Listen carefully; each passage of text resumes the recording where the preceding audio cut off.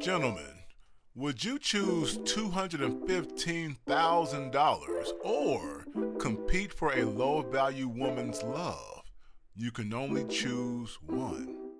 For wise gentlemen, the choice should be pretty simple, but there are some guys out there with the scarcity mindset who think that the lady they're infatuated with is the only woman in the world. Even if she proves she is for the streets, some narrow-minded men will fight a man who starts messing with his lady. And such women who knowingly mess around with two guys at the same time, men who are business partners or even friends, will just look the other way, silently enjoying all the ultra-masculine attention that comes from the ill-fated competition. I included a link to the video from the Briefcase YouTube channel that tells the tragic story of two high-net-worth businessmen in the mid-1800s, Vermont, who were in love with the same woman. And ladies, she was not even all that good looking, but she managed to have two top-tier men competing for her. So take notes.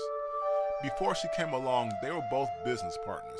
One was named James Fisk, a married, wealthy financier with sketchy robber baron business practices that made enemies.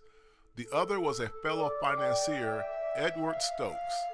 James exercised the option of having a side chick in New York, a struggling actress named Josephine Mansfield, while his wife lived in Boston.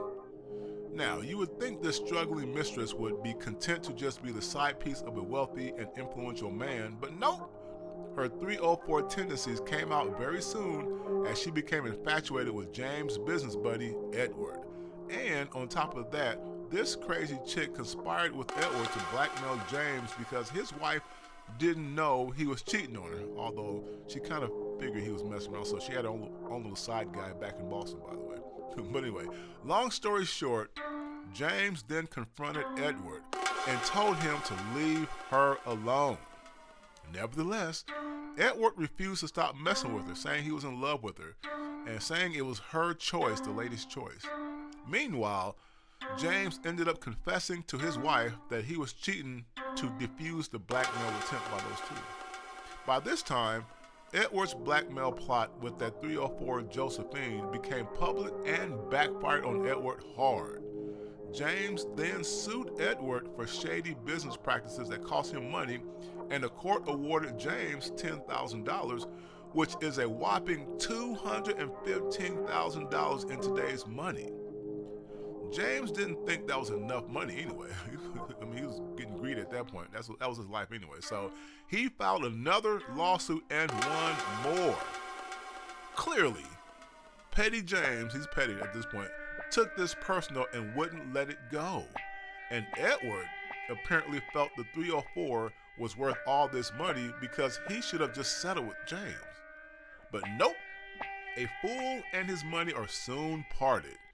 Edward was furious at James over the court victories, so he eventually shot James to death and was sentenced to be hanged at first. Then it got overturned and he ended up serving 4 years or whatever, something like that.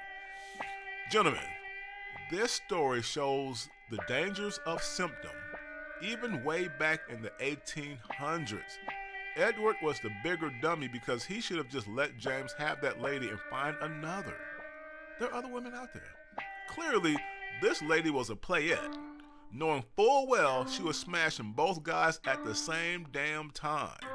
If Future were a rapper back in the 1800s, he would definitely say she was for the cobblestone streets. But Edward was too blind to realize that. James wasn't smart either for gaslighting Edward over a woman who wasn't worth it. He lost his life for nothing. Let this be a cautionary tale, men. Both of these men should have instead joined the apocalypse of men, but they chose the symptom of fools. Simp. Welcome to the Brother Apocalypse.